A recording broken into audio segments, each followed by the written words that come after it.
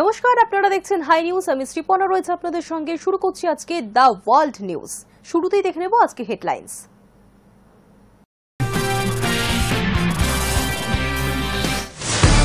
বেজিংয়ে দুয়ারে পৌঁছে গেল ভারতের নৌসেনা। দক্ষিণ চীন সাগরে যুদ্ধ মহড়ায় ভারত এবং ফিলিপিন্স। দক্ষিণ চীন সাগরের অধিকাংশ এলাকায় নিজেদের অংশ বলে দাবি চীনের। ইরানের পরমাণু কর্মসূচি সমর্থন পাকিস্তানে। সই হল বাণিজ্য প্রযুক্তি সহ 12টি দ্বিপাক্ষিক চুক্তি। ইরানের বিভিন্ন পরমাণু কেন্দ্র এবং সামরিক ঠিকানায় বিমান ও ক্ষেপণাস্ত্র হামলা চালিয়েছিল ইসরায়েল।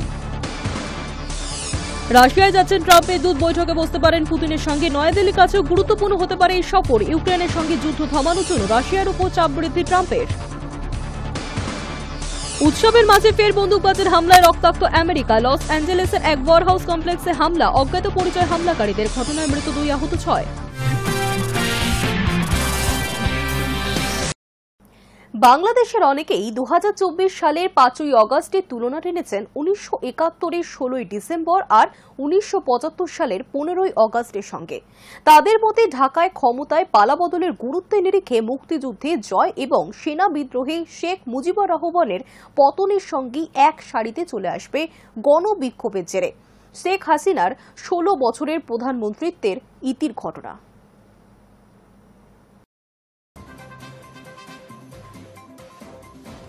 বাংলাদেশের অনেকেই 2024 সালের 5ই আগস্টের তুলনা টেনেছেন 1971-এর 16ই ডিসেম্বর আর 1975 সালের 15ই আগস্টের সঙ্গে।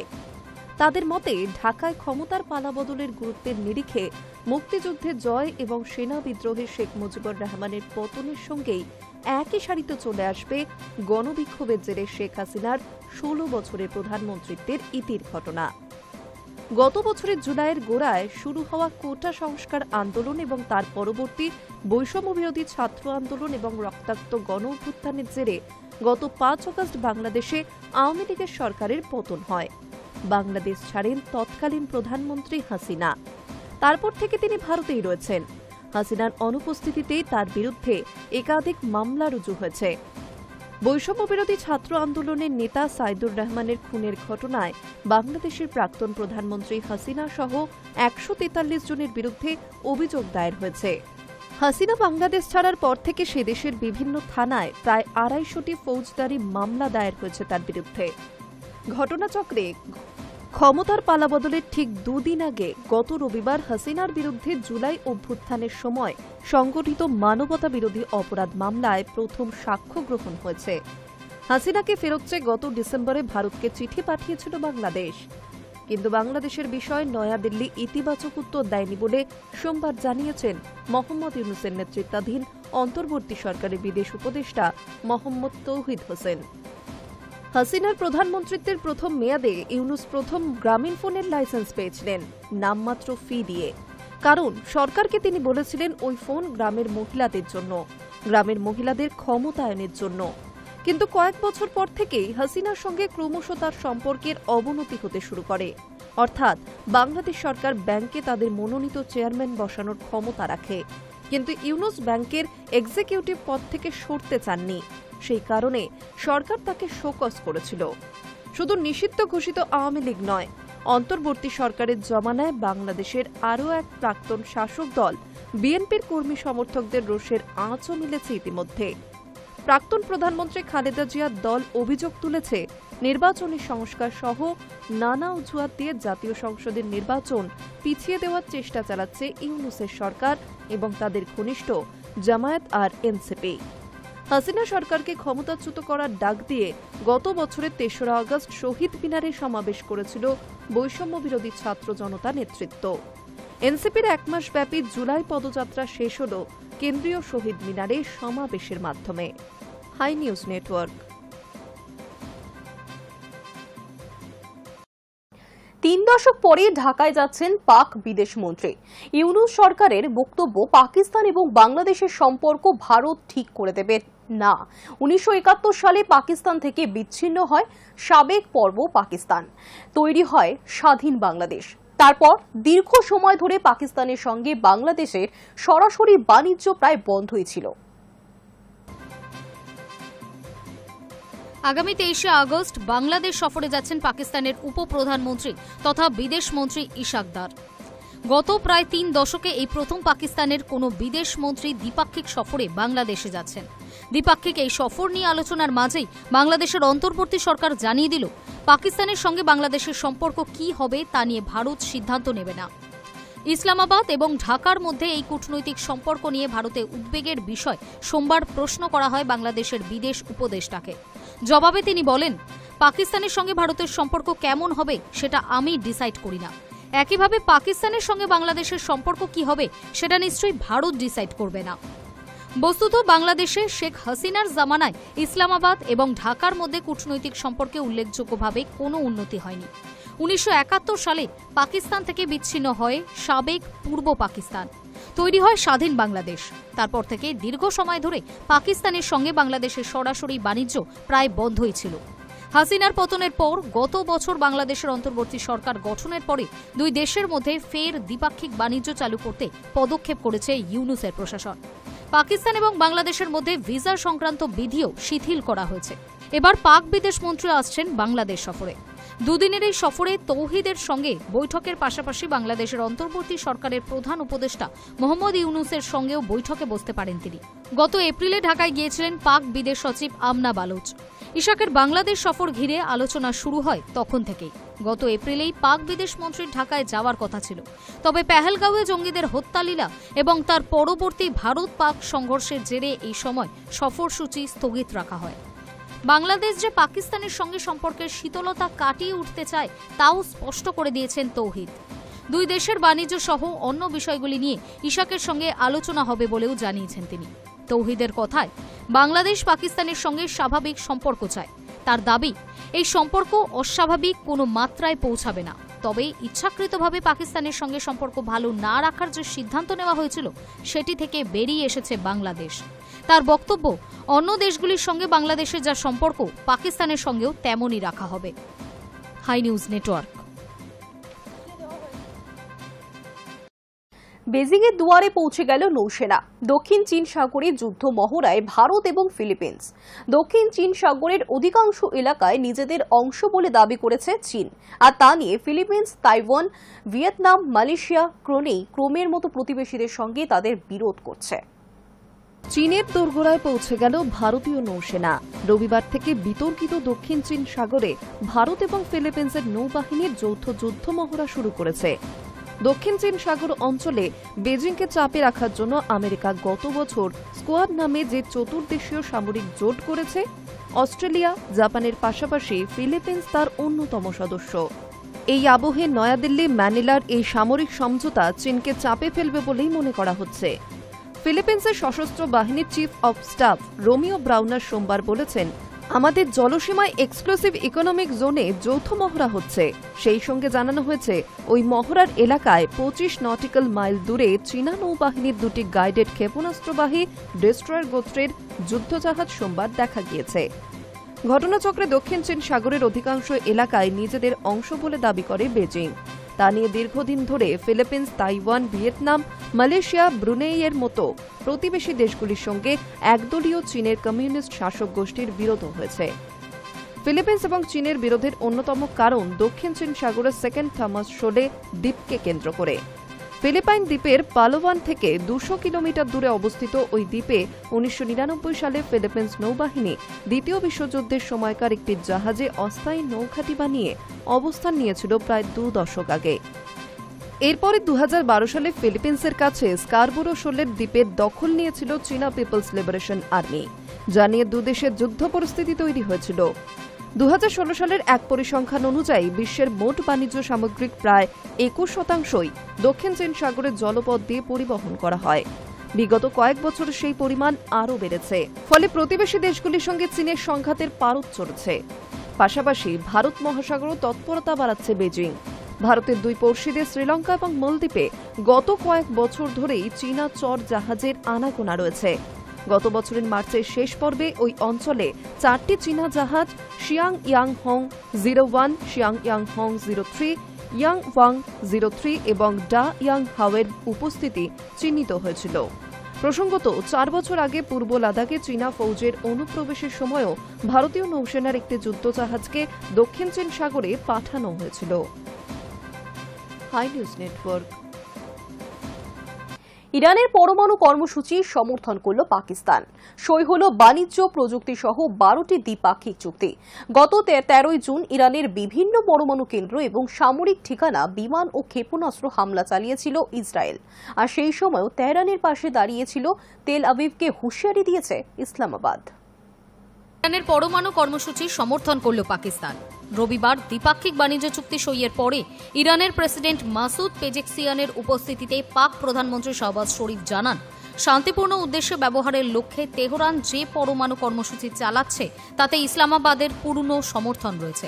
পাকিস্তান সফররত ইরানের প্রেসিডেন্টের উপস্থিতিতে বাণিজ্য, কৃষি, বিজ্ঞান ও প্রযুক্তি, গবেষণা ও উদ্ভাবন, যোগাযোগ, সামুদ্রিক নিরাপত্তা সহ 12টি দ্বিপাক্ষিক চুক্তি সই হয়েছে। চুক্তিতে দ্বিপাক্ষিক বাণিজ্যের অঙ্ক বাড়িয়ে $1,000 কোটি নিয়ে যাওয়ার কথা ঘোষণা করা হয়েছে। পরমাণু কর্মসূচির জেরে মার্কিন প্রেসিডেন্ট ডোনাল্ড ট্রাম্প ইরানের ওপর একগুচ্ছ নিষেধাজ্ঞা জারি করেছেন। এই আবহে ইসলামাবাদ তেহরান দ্বিপাক্ষিক চুক্তিকে তাৎপর্যপূর্ণ বলেই মনে করছে কূটনৈতিক মহলের একাংশ। গত 13 জুন ইরানের বিভিন্ন পরমাণু কেন্দ্র এবং সামরিক ঠিকানায় বিমান ও ক্ষেপণাস্ত্র হামলা চালিয়েছিল ইসরায়েল। সেই অভিযানের পোশাকি নাম ছিল অপারেশন রাইজিং লায়ন। তারপরেই তেহরানের পাশে দাঁড়িয়ে কড়া ভাষায় তেল আবিবকে হুঁশিয়ারি দিয়েছিল ইসলামাবাদ। এরপরে 22 জুন ভোরে ইরানের 3 পরমাণু কেন্দ্রে বোমা বর্ষণ করে আমেরিকার B-2 বোমারু বিমানগুলি। কিন্তু ওয়াশিংটনের বিরোধিতা করে কোনো বিবৃতি দেয়নি শরীফের সরকার। পেজেকসিয়ান সরকারের দাবি, বিদ্যুৎ উৎপাদনের লক্ষ্যেই তারা ইউরেনিয়াম সমৃদ্ধকরণের কাজ করছে। কিন্তু গত মাসে ইরান পার্লামেন্টের প্রাক্তন ডেপুটি স্পিকার আমি মোতাহারি প্রকাশ্যে জানিয়েছিলেন, তাদের পরমাণু কর্মসূচির অন্যতম লক্ষ্য জাতীয় নিরাপত্তার স্বার্থে পরমাণু অস্ত্র তৈরি করা। Hi News Network. রাশিয়ায় যাচ্ছেন ট্রাম্পের দূত, বৈঠকে বসতে পারেন পুতিনের সঙ্গে। নয়াদিল্লির কাছেও গুরুত্বপূর্ণ হতে পারে এই সফর। ইউক্রেনের সঙ্গে যুদ্ধ থামানোর জন্য রাশিয়ার উপর চাপ বৃদ্ধি করে যাচ্ছিল ট্রাম্প। ইতিমধ্যে ইউক্রেনকে সামরিক সাহায্যের বার্তাও দিয়েছেন আমেরিকার প্রেসিডেন্ট। সংঘর্ষ থামাতে আগামী শুক্রবার পর্যন্ত রাশিয়াকে সময় দিয়েছেন ট্রাম্প।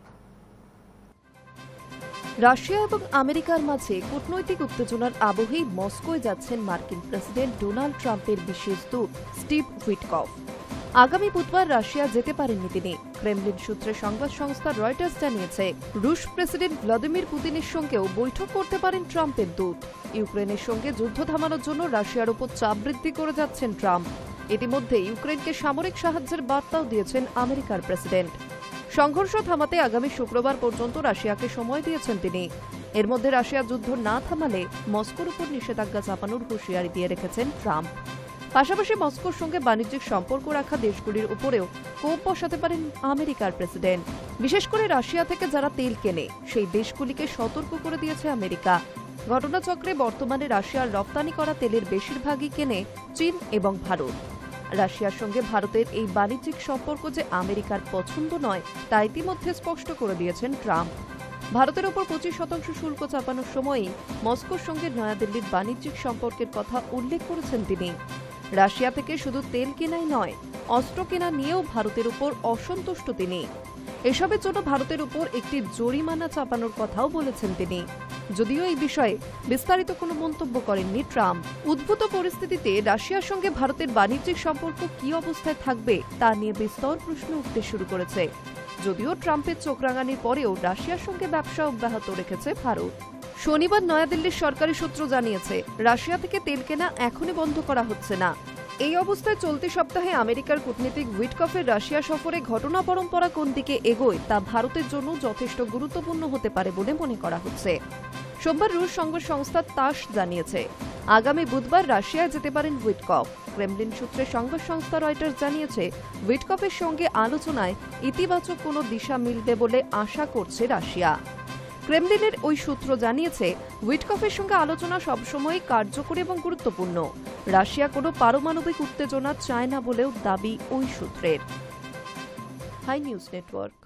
রাশিয়া থেকে তেল কিনে মুনাফার জন্য খোলা বাজারে বেচছে ভারত। আরও শুল্ক চাপানোর হুমকি দিলেন ট্রাম্প। গত বুধবারই ভারতীয় পণ্যের ওপর 25% শুল্ক আরোপ করার কথা ঘোষণা করেছিল ট্রাম্প।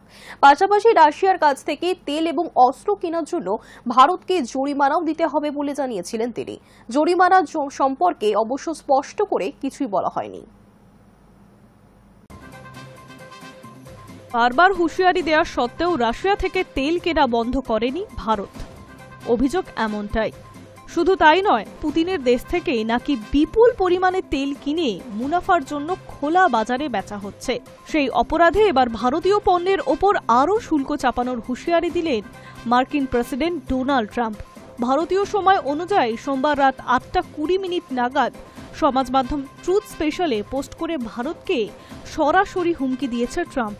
ট্রাম্প লেখেন, ভারত যে শুধু রাশিয়া থেকে বিপুল পরিমাণে তেল কিনছে তা নয়, বরং মুনাফার জন্য তারা কেনা তেলের বেশিরভাগ অংশ খোলা বাজারে বিক্রিও করছে।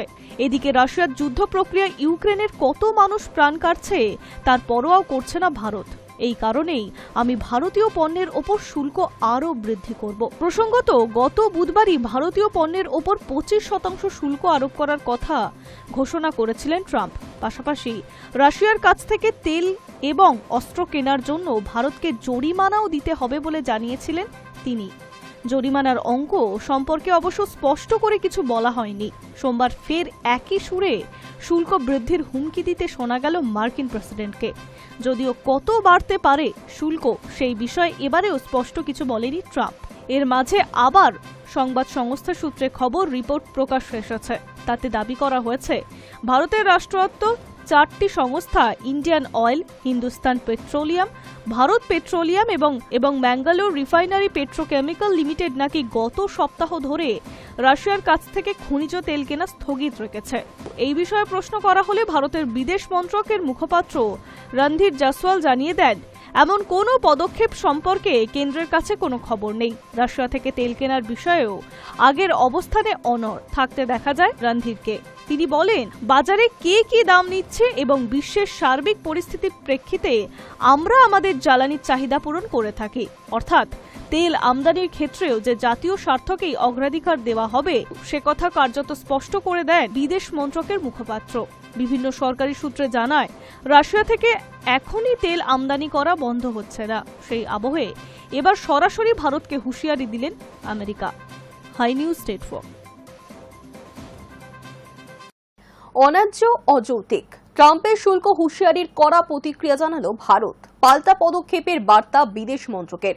সোমবার রাতে ট্রাম্পের হুঁশিয়ারির পরেই প্রতিক্রিয়া জানিয়েছে ভারতের বিদেশ মন্ত্রক।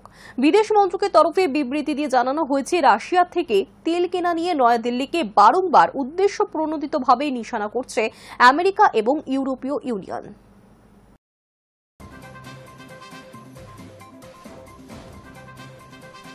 রাশিয়া থেকে তেল কেনা নিয়ে সোমবার রাতে ভারতকে আরও একবার সরাসরি হুঁশিয়ারি দিয়েছে মার্কিন প্রেসিডেন্ট ডোনাল্ড ট্রাম্প। জানিয়েছেন, ভ্লাদিমির পুতিনের দেশ থেকে তেল কিনে খোলা বাজারে তা বিক্রি করার অপরাধে ভারতের ওপর আরও শুল্ক চাপানো হবে।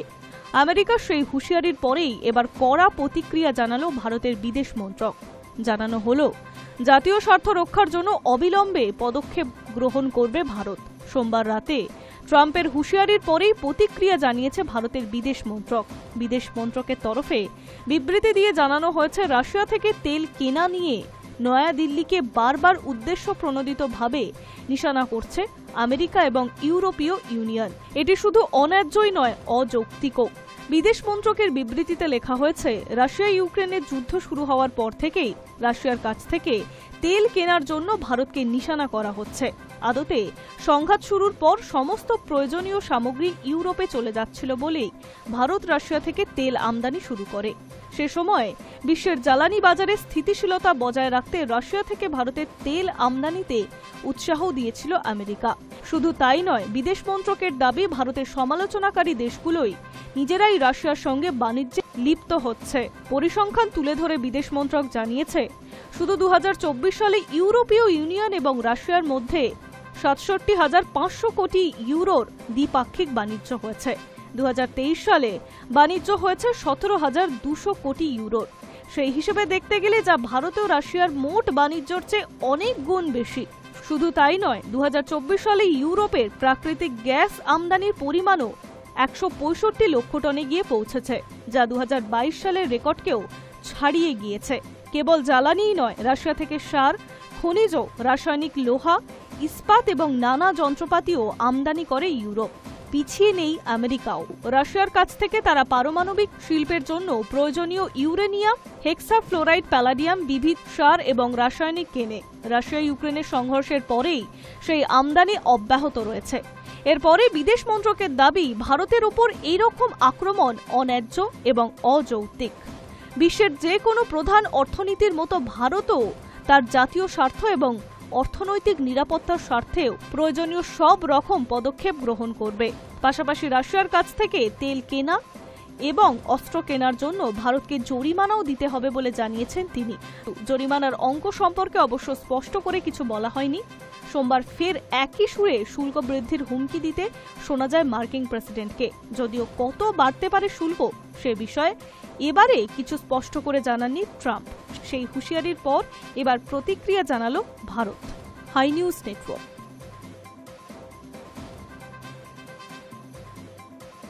উৎসবের মাঝে ফের বন্দুকবাজের হামলায় রক্তাক্ত আমেরিকা। মার্কিন সময় অনুযায়ী সোমবার সকালে লস অ্যাঞ্জেলেসের এক ওয়ারহাউস কমপ্লেক্সে ওই হামলা চালায় অজ্ঞাত পরিচয় হামলাকারীরা। ঘটনায় 2 জনের মৃত্যু হয়েছে, আহত হয়েছেন 6 জন।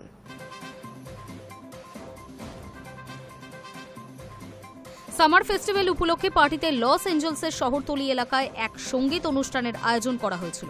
প্রচুর মানুষের ভিড় জমে সেই অনুষ্ঠানে। রবিবার রাত 11টা নাগাদ এক বন্দুকধারী ওই অনুষ্ঠানে প্রবেশ করেছে এমন খবর পেয়ে সেখানে পৌঁছায় পুলিশ। বিপুল ভিড়কে ছত্রভঙ্গ করার চেষ্টা করে পুলিশ। আটকও করা হয় এক সন্দেহভাজনকে। তবে পরিস্থিতি খারাপ হয় তারও কয়েক ঘন্টা পর।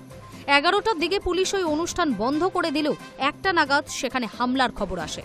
তড়িঘড়ি ঘটনাস্থলে পৌঁছায় পুলিশের বিশাল বাহিনী। ঘটনাস্থলে পৌঁছানোর পর দেখা যায় সেখানে গুলিবিদ্ধ হয়ে মৃত্যু হয়েছে এক ব্যক্তির। আহত অবস্থায় পড়ে রয়েছেন আরও অনেকে। সকলকে উদ্ধার করে হাসপাতালে ভর্তি করা হলে চিকিৎসাধীন অবস্থায় মৃত্যু হয় এক মহিলার। আরও 6 জন আহত অবস্থায় চিকিৎসাধীন। কে বা কারা এই হামলা চালিয়েছে তা এখনো পুলিশের কাছে স্পষ্ট নয়। গোটা ঘটনার তদন্ত শুরু করেছে পুলিশ। প্রাথমিকভাবে পুলিশের অনুমান, মানসিকভাবে বিপর্যস্ত কোনো ব্যক্তি এই কাণ্ড ঘটিয়েছেন। সন্ত্রাসবাদের বিষয়টিও এড়িয়ে যাচ্ছে না পুলিশ। সমস্ত দিক খতিয়ে দেখা হচ্ছে, পাশাপাশি খোঁজ চলছে আততায়ীদের। অবশ্য আমেরিকার মাটিতে এহেন হামলার ঘটনা প্রথমবার নয়। এর আগেও দেশটির একাধিক প্রান্তে এহেন হামলার ঘটনা ঘটেছে। বেশিরভাগ ক্ষেত্রেই দেখা গিয়েছে মানসিকভাবে বিপর্যস্ত কোনো ব্যক্তি হাতে বন্দুক নিয়ে ভিড়ের মধ্যে ঢুকে এলোপাতাড়ি গুলি চালাচ্ছেন, এরপর নিজেকে শেষ করে দিচ্ছেন। গত জুলাই মাসের 2য় সপ্তাহে লেক্সিংটনের রিচমন্ড রোড ব্যাপটিস্ট চার্চে গুলি চালানোর ঘটনা ঘটে। সেই হামলায় মৃত্যু হয় 2 জনের। পাশাপাশি পুলিশের গুলিতে মৃত্যু হয় আততায়ীর। ফের এই ঘটনায় নতুন করে আতঙ্ক ছড়িয়েছে। Hi News network.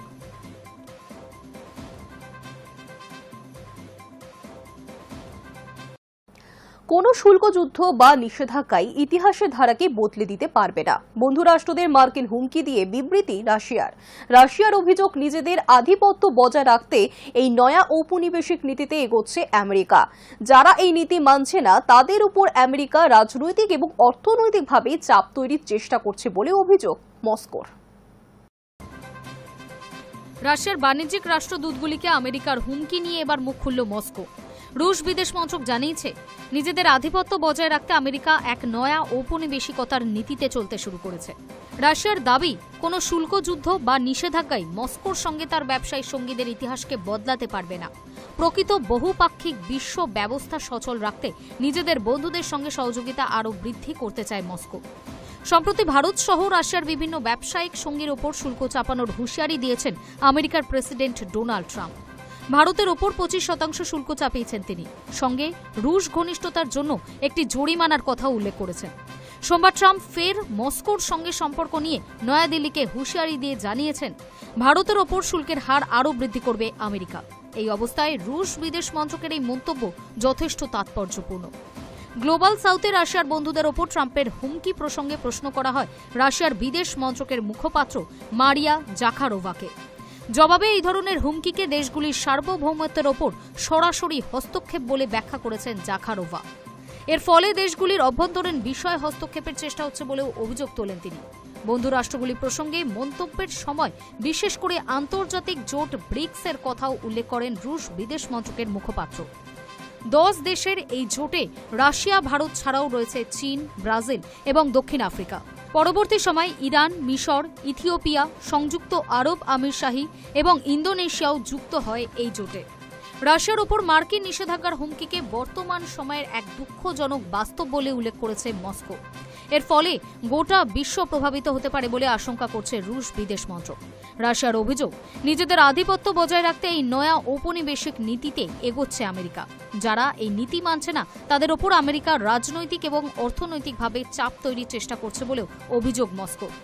রুশ বিদেশ মন্ত্রকের মুখপাত্র জাখারোভা স্পষ্ট করে দেন, এই অবৈধ একতরফা নিষেধাজ্ঞার মোকাবিলা করতে বন্ধু রাষ্ট্রগুলোর সঙ্গে সহযোগিতা আরও বৃদ্ধি করতে প্রস্তুত রাশিয়া। তিনি জানান, রাশিয়া চায় প্রকৃত অর্থে একটি বহুপাক্ষিক এবং ন্যায্য বিশ্ব ব্যবস্থা চালু হোক। Hi News Network. The world news এখনকার মতো এই পর্যন্তই। দেখতে থাকুন হাই নিউজ, নির্ভীক, নিরপেক্ষ।